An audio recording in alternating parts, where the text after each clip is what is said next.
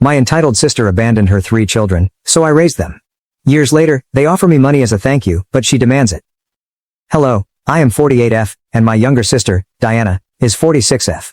Diana and I never got along well as youngsters. She was always snobbish and unpleasant to me, so we split up as soon as we graduated high school. I elected to continue my education, whilst she preferred to live with her boyfriend at the moment. It was lucky that her lover was wealthy, as our parents could never have afforded the rent for her to live alone.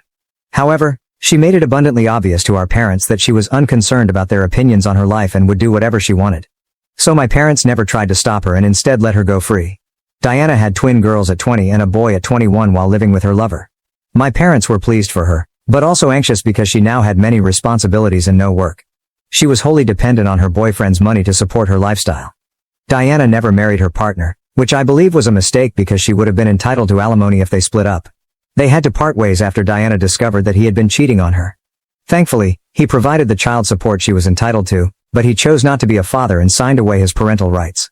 The girls were 3 years old at the time, but my nephew was only 2. After that, my sister was fully on her own and required all of the assistance she could get to maintain herself. Despite our sour relationship, I chose to assist her, primarily owing to pressure from our parents. At the time, I made a respectable living, but it wasn't enough to sustain all 4 of them. However, my parents and I gave a tiny bit of money each month, and they were able to make ends meet. She struggled for the first several months because she lacked a degree and work experience. She had to start at the bottom and work her way up, which forced her to dedicate a significant amount of time to her employment in order to grow rapidly. But this was difficult because she also had to consider her children, and she couldn't simply leave them at home. Hiring a babysitter was a possibility, but it was prohibitively expensive, so she was forced to rely on me or her friends. Our parents were also working and contributing financially to aid her, so they were unable to stay at home with the children. I was in the same predicament. She didn't have any friends who would take on the duty of minding her children while she worked because they all had their own lives and occupations. As a result, she was limited to minimum wage positions that allowed her to work flexible hours and return home quickly. This allowed her to avoid paying the babysitter to stay with her children for an extended period of time, which would have been prohibitively expensive. This condition persisted for a few years, and I believe Diana began to despise her own children because she saw them as hurdles to her success. She said that they were the only things preventing her from moving forward. I would pay her a visit on occasion, not for her sake, but for the sake of the children, to make sure they were doing well. I didn't have a nice connection with her, but I wasn't ruthless enough to let innocent children suffer because of their mother's poor decisions. So my parents and I would check on the kids on a regular basis. They were always complaining about Diana's mistreatment of them. She would chastise them for minor infractions and strike out at them simply for being children and trying to have fun. It was a dreadful existence for all of them, and I hoped I could help them by removing them from that place and keeping them with me, but I couldn't because she was the rightful parent and I had no legal authority over them. Furthermore, she received child support from her ex and was doing her best to make ends meet. I felt awful for her, but even worse for the kids. Diana started seeing other men, which made things considerably worse. Every time a relationship failed, she blamed her children. She was convinced that once her partners discovered she was a mother of 3, they would abandon their relationship with her. I believe it was because she never mentioned her children during the early stages of dating, only bringing it up after a month or 2, which appeared dishonest. I tried several times to explain this to her, but she was convinced that she was being rejected because she had children. She kept teasing them about it, reminding them of how their father had abandoned her and threatening to leave them as well if they didn't behave. The children were scared of her, and their childhood was defined by their mother's narcissism. This continued for years. Several times, I considered taking the kids and fleeing with them, but I couldn't. I could not petition for custody or denounce her because, while her actions were wrong, they did not justify taking the children away from her. So the scenario remained, and the kids were simply grateful to have me in their life. My parents were too elderly to be their pals, but I was always there for them when they needed it. They could never tell their mother about their issues, but they could always go to their aunt, which they did. Whenever they had problems with school, academics, or even Diana, they would come to me, and I appreciated their trust. It's no surprise that when they turned 18, they decided to leave their mother's house and move in with me instead. Now that they were no longer children, they could select where and with whom to live, and they chose me. Diana was clearly dissatisfied and had a lot to say.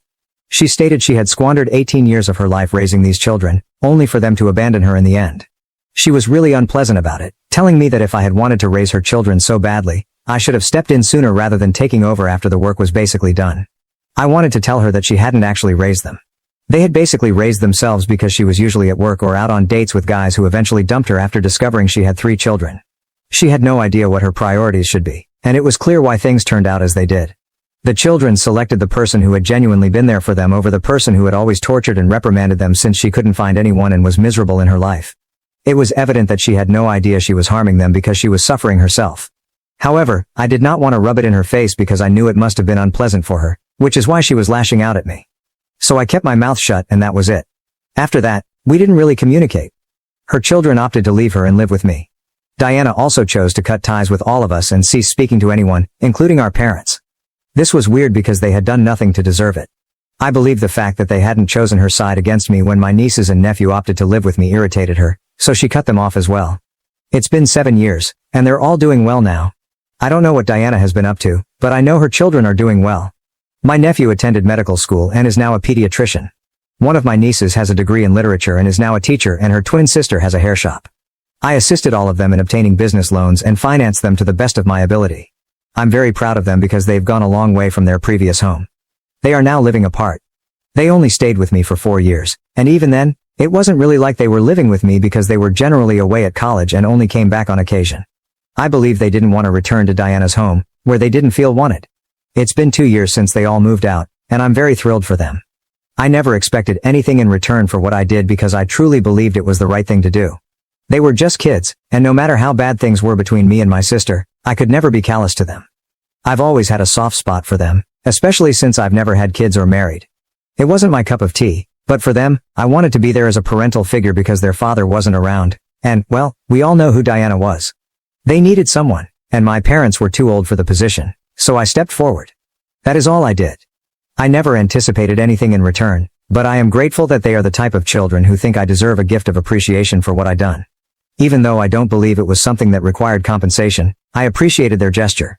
About a week ago, I celebrated my 48th birthday with my friends and family, including my nieces and nephew. I had a great time, and my nephew was kind enough to organize everything for me. Despite my desire to pay for everything, he insisted on covering the costs because he is now earning enough money to do things for me and display his appreciation. After the party, the 3 of them sat me down to talk. They told me that now that they were all financially established, they wanted to express their gratitude by collectively writing me a check. I tried to explain that it was unnecessary because I was still working and could support myself, but they insisted. They claimed it wasn't about repaying a debt. They could never repay me for what I had done for them since it wasn't about money. It was about the encouragement and faith I had provided them, which they could never fully repay. This was their humble attempt to show their appreciation. I was deeply moved by their genuine act and wanted to share it on social media. I just wanted to thank them for everything they were doing for me. My sister and I hadn't spoken in years, so I didn't think she would care. I was blocked on every platform, and I assumed she wouldn't see it, so I felt it was fine. Diana had never followed up with us or inquired about her children's well-being after they had left home. Granted, it was they who broke up with her first and moved in with me, but that was her fault. The least she could have done was show interest in their lives and try to be a mother figure to them in order to make one for her faults. But, to be honest, she didn't seem to care about the loss of communication, so I figured she was all right. Anyway, following that post, I received a reply from her a few days ago. I wasn't expecting it because, as I indicated, we hadn't spoken in 6 years. However, I should have predicted that as soon as she realized her children were financially secure, she would start sniffing around like a bloodhound, trying to figure out how much money she could obtain from them. In her reply, she stated that she had seen my post and wanted to talk about her children. She recognized that she had made mistakes in the past and had not been a good mother to kids, but she felt compelled to give herself another shot. She claimed she had missed them a lot over the previous 6 years. I'm not sure how much truth there is in that statement because if she truly missed them, she could have contacted me at least once. She asked me to speak with her children and help bridge the gap between them, as they respond well to me. The timing was strange, so I ignored her message. However, when I failed to react, she called me in the evening, and I snapped. She insisted that I assist her in reconnecting with her children, but I refused. I was quite aware that she was merely pursuing their money, not because she truly cared about their well-being. If she truly regretted what she had done, she would have contacted them directly rather than talking to me. She couldn't let go of her pride and ego for a single second. She still expected her children to contact her, despite the fact that she was the one who had made a mistake. It was amazing how entitled she was. She tried to dispute with me, arguing that she wasn't pursuing their money and that it was offensive for me to suggest so. I assured her that I was not implying anything. It was so obvious. I felt appalled and repulsed by what she was doing. She then accused me of stealing everything from her, claiming that I had already stolen her children and was now stealing her riches. I informed her that I didn't need the money and was originally hesitant to accept the check, but now I was going to take it all because she didn't deserve it. Now she's crying on social media, telling everyone what I said and attempting to make me seem bad. Some of my relatives say I went too far with what I said, that I'm greedy, and that I owe her an apology, which is absurd. That is why I am here to inquire if I'm in the wrong for telling my sister that she does not deserve the money that her children have decided to give me. Update. As some responses advised, I recounted the situation with my nephews and nieces. They informed me they had heard about it from a few of relatives and had considered speaking with me but had not had the time. However, after I called them over and discussed it with them, they informed me that they believed I did the correct thing. My nephew was open about his views, stating that he had never considered of his mother as a maternal figure throughout his life. He always blamed me because she had never been there for him, and my niece agreed. He'd always been the most outspoken of the group, so it was predictable that this was all coming from him. My nieces were too emotional to speak, but he was quite angry and upset. He explained that Diana only spoke to me since she had never done the basic minimum for them. This was despite the fact that she was receiving child support from their father, and even then, she would humiliate them and make them feel horrible for merely existing, which was not their fault. They believe I did the right thing and have informed me that they will not contact their mother, regardless of what happens. They also believe that I should stand up for myself and explain my side of the story online now that Diana has decided to speak negatively about me on social media.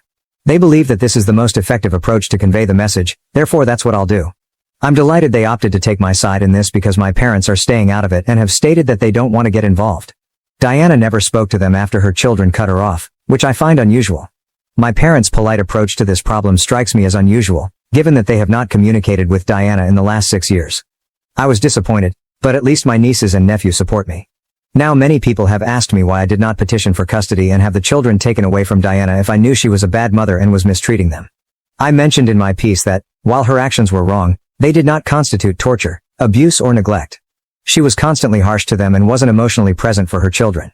So while I could have filed for custody, it was quite improbable that I would have gotten the children into my care. Courts typically encourage families to keep together, and in this case, they had already lost their father. Their father had abandoned them, leaving them with only their mother as a biological parent. Naturally, the court would want the family to stay together. I knew that if I filed a petition against her or took legal action against Diana, she would ensure that I never saw them again. She would make certain that she took the kids far away from me. It was already improbable that I would have been able to take kids away from her and obtain full custody, so this would have put them in a dangerous situation. This is why I decided to play it safe by staying in touch with them and being available for them at all times. I'm not sure if it was the correct thing to do in the long term, but at the time, it seemed like the only option. Maybe there were other ways to deal with it, but it was all I could think of, so I did what I believed was right. It was difficult for me, and for years I debated whether I should file for custody or have kids taken away from her and rehomed, but there's no telling what might have occurred, and I figured it was better for kids to stay with their mother and maintain touch with me and my parents than risk anything in this circumstance. I hope this answers the questions most people had for me. Maybe I came across as the evil guy for what I did, but I don't care. I know the kids are doing well in their life, and I did everything I could to keep them happy and safe. I was always there for them, therefore I don't feel guilty about anything. Update 2. It's been a week since Diana's message and I've received a lot of phone calls today from family and people who have spoken with her. They were pointing out my mistakes and scolding me. It was getting really tiresome and I was swamped with work, which is why I hadn't been able to post sooner. But today, I decided I'd had enough. After a brief talk with my nephew and nieces, I decided to finally make a post that shared my side of the story as well as, in some ways, theirs. I don't think anyone in the family realized how much those kids had been through as children. How many taunts they had to endure every day simply because Diana opted to become pregnant early and drop everything for her boyfriend at the time. Even after that, she continued to blame others for her own actions and attempted to appear as if she was doing everything in her ability to do the best for her children. But, in actuality, she was never present for them. Since she was telling everyone that I had stolen her children from her and was now stealing a fortune from her, now that her children were doing well financially, I felt people deserved to know the truth, not just her twisted version of events in which she was the victim rather than the person who tormented everyone. They had already judged me for a variety of reasons since they only knew her side of the story and sympathized with her. But in reality, I deserved to share my side of the story, as did her children. So I typed everything up a few hours ago and published the post. So far, she hasn't said anything to me, and the only texts I've gotten are from relatives who were judging me earlier. They have now abruptly changed their tune and are attempting to apologize for judging me too soon. But frankly, it means nothing to me. I simply wanted them to know the truth. I don't care what they think of me, but it was vital for me to speak the truth and share how Diana handled her children, which is why they are no longer in contact with her. Anyway, now that everything is finished, I am ready to move on from this. Honestly, I don't want anything to do with Diana anymore, and I was perfectly content for the past 6 years when she didn't contact me. I believe the same may be stated for her children as well. I don't understand why she felt the need to create so much drama. If she wanted money, she might have asked for it rather than pretending to want another chance at motherhood. Update 3. It's been a day since I wrote that post. Diana may have woken up today and decided to get back at me. Instead of contacting me directly, she became increasingly dramatic and began commenting on that post, attempting to make it appear as if I was lying. But it was not going to work. Obviously, as soon as she attempted to react, her children began commenting and responding to her, reminding her of particular episodes from their childhood in which she had been cruel to them. That lasted about an hour, and I didn't feel awful about it. Nobody else did, because my nephew, nieces and I were all thoroughly enjoying the process. They were utterly humiliating her, and there was no way she could get out of it since every single lie she tried to say to make me look bad was discovered. I'm glad I chose to do this on the weekend. Otherwise, we might not have been able to respond as swiftly. Anyway, that lasted about an hour, and then she began deleting her comments so that no one could catch her in her falsehoods.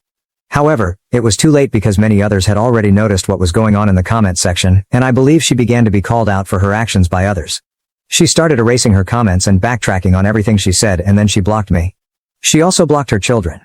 I'm guessing it was her way of surrendering, and I'm pleased she did because she would have lost in a fight with us.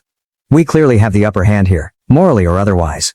I believe deleting the comments would be the end of our connection, but she chose to contact me personally as well. She messaged me, saying she hoped I was happy now that I had presented her as the monster and everyone hated her. It was very ironic coming from her, because that was exactly what she was attempting to do to me first. She initiated it, and now when I wanted to return it to her, she is unable to accept it. I don't understand why individuals attempt to dish it out when they know they can't take it in return. Just don't cause any drama if you don't want to be held accountable for the results. Anyway, I disregarded that message, and that's what we're all going to do for the rest of our lives because she's no longer worth our attention. She has proven it. Thank you for watching. If you haven't subscribed yet, please do so and hit the notification bell to stay updated with more shocking real-life stories happening around you.